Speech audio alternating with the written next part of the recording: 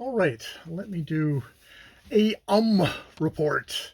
This is report number 3, I think is what we're going for, since I did an 1 and an 2. So this will be report number 3, which I decided I would wait until after I attempted my review of The Codebreaker, Jennifer Doudna, Gene Editing, and The Future of the Human Race by Walter Isaacson. See, I can remember it and look at the camera as I say it, which is what I'm trying to do for reviews, even though for the and actually okay, that is the place where I'll start my review of The Codebreaker, because I knew that was going to be a difficult video to make, where I would have troubles, and indeed there are a lot of and ahs and basicallys in that video.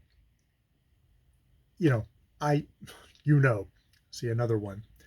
Do I have? Oh yes, I've been writing down my filler words, and thing actually are also words that I put in my speech that don't need to be there, as well as and ah. It's a video. I knew it was going to be a challenging video because it's a nonfiction book where I was trying to make multiple points, and it has a lot of science in it, and yeah, yeah, that it was going to be difficult and it was going to tax my brain, and it did tax my brain, and as a result, I did a lot of umming and ahhing. I've had other videos.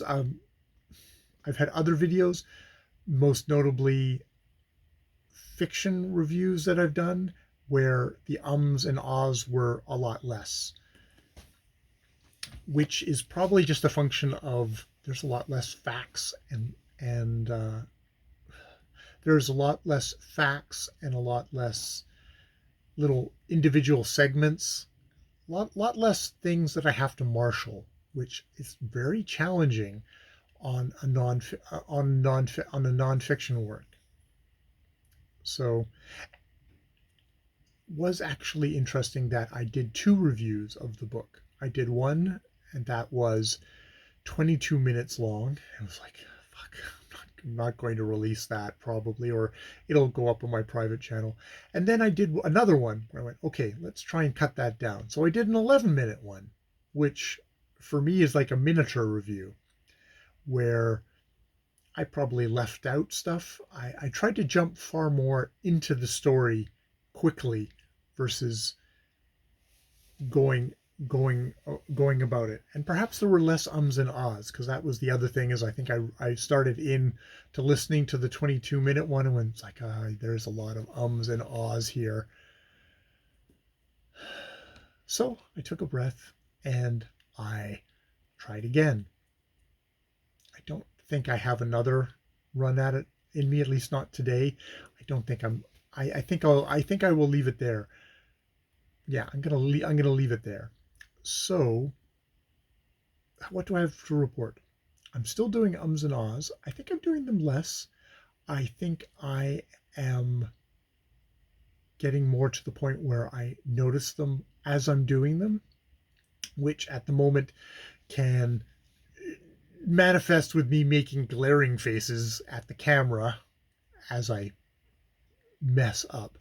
I'm trying not to get too hung up on it. The other thing that I think I probably noted this in many other videos, is that when I look at other booktubers that I respect and that I think are quite listenable, everybody has a few ums and ahs. It's just to try and get it down. Get it down is what I'm doing. I mean, I think obviously as a goal, you aim for none, and then you get 5 or 6 or 10 in a video, and that's just what it is. I'm aiming for none and getting 2 or 3 per minute. Maybe that would be the best way to go for it. So I don't think the closing my mouth let's look at the list here that I have stuck up on the board. Review that, of ways to reduce my ums and ahs. The number one, closing my mouth tight at the end of sentences, I don't think I did that too much.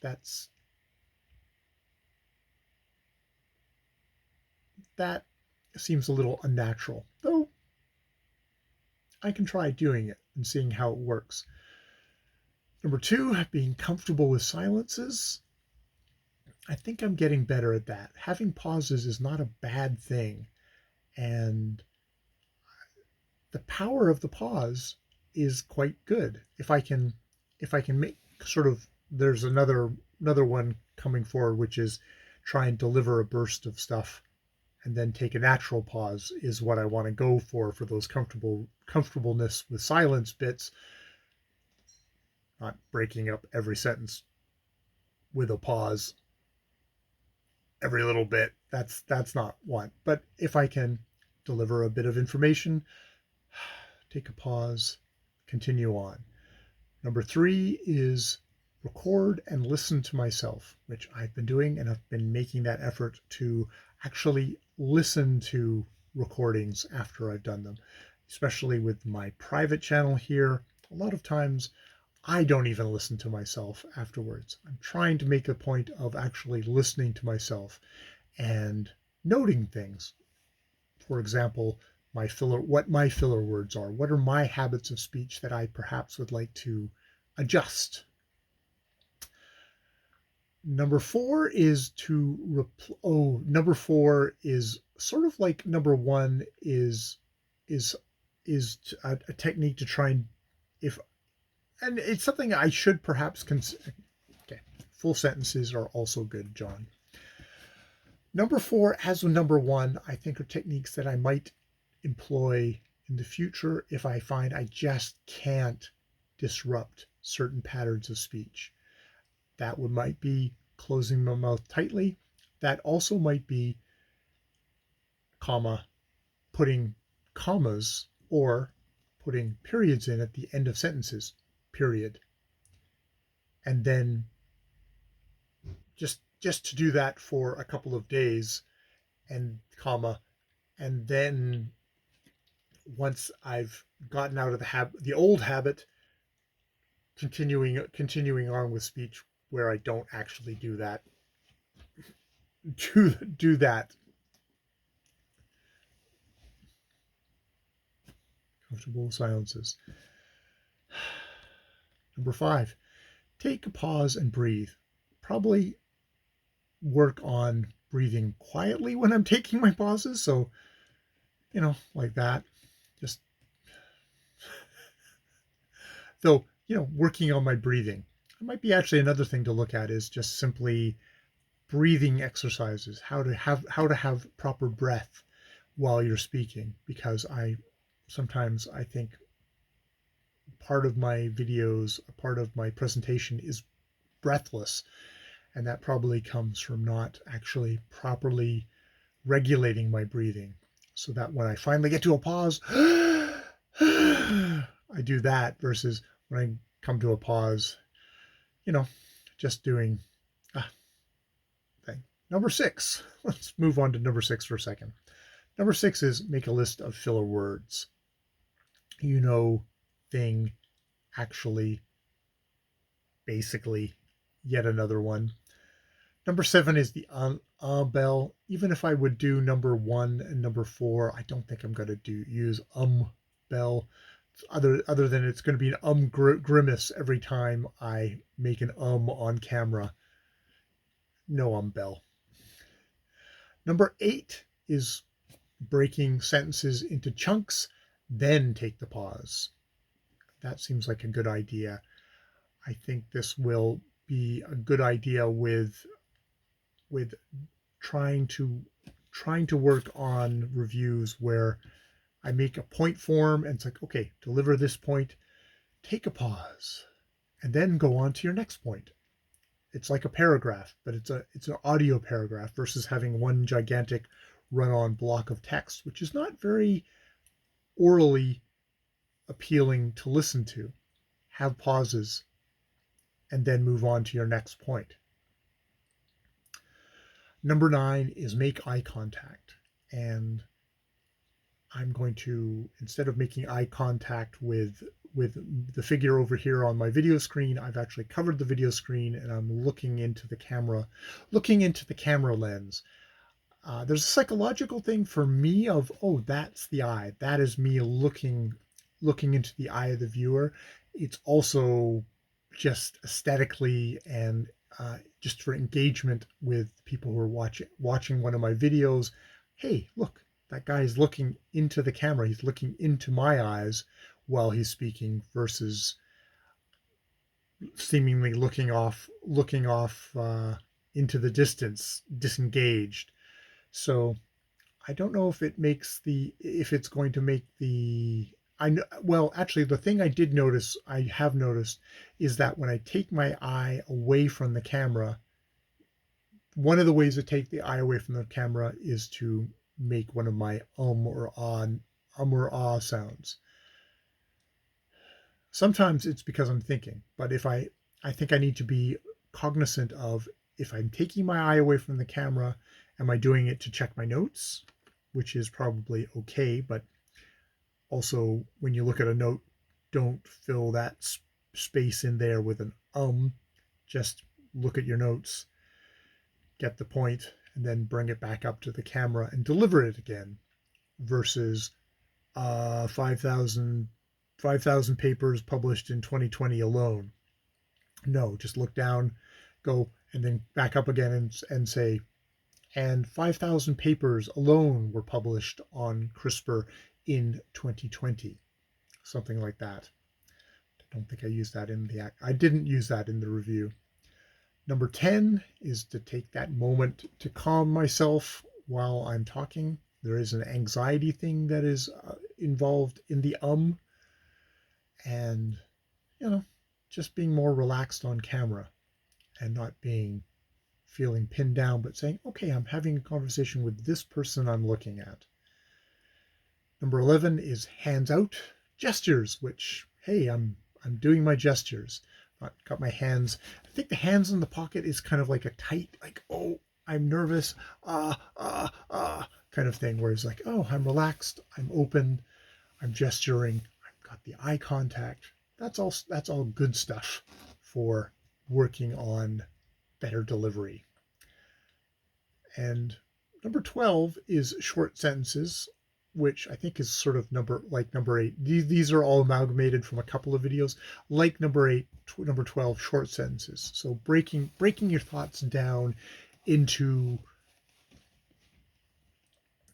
segments that you can deliver in a comfortable breath, and also delivering one idea at a time versus overloading the viewer with multiple things all at once. It's like, no, one at a time.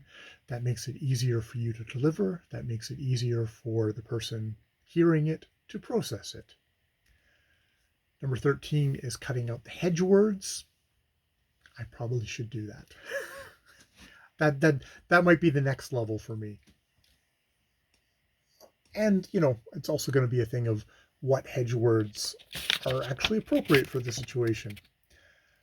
Number 14 is prep work, which I need to work on, because that's something that I know I can notice with my, how I could improve my my code breaker, the code breaker review, is to just take all my notes and make a structure and try delivering it again. Actually, I might do that. That's actually not a bad idea.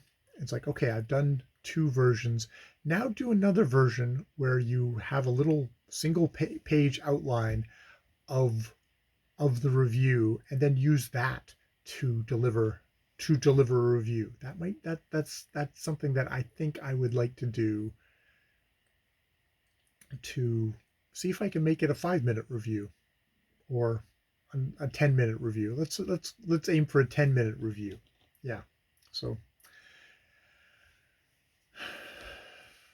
yes, I will do that. I will try and make that structure and see if that also, that I think would be a valuable thing to making me doing a review. And I always get so impatient with myself at that point that it's like, oh no, just do the review. You've gotten it all.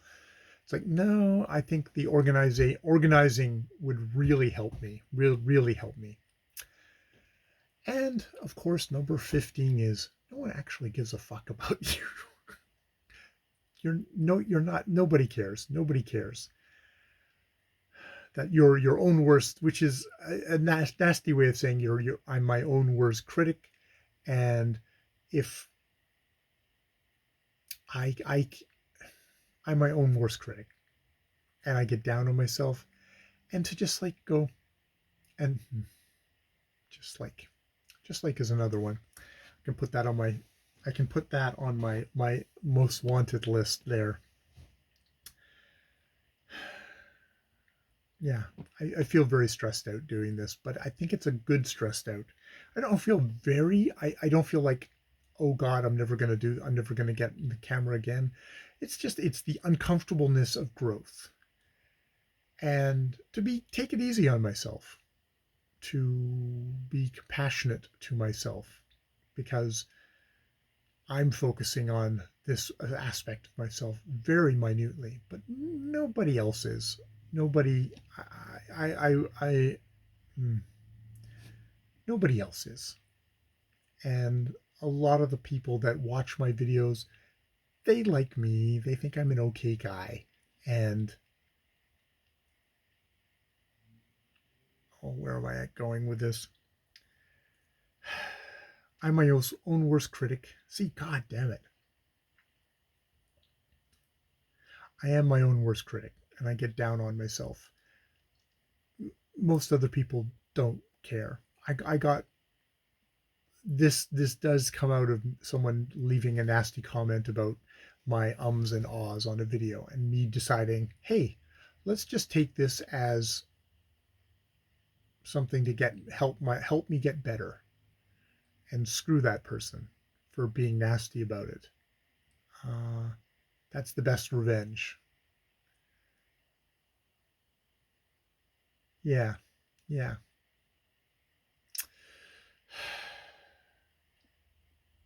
Because yeah, I'm determined to make this a positive, and I think I already have actually. There's I think that there's a discernible uptick in the quality of my presentation already, and I've only been doing this for a week. For a week, it's like holy shit, for a week. So just imagine what I can do going forward. All right, I will leave it there. More videos later.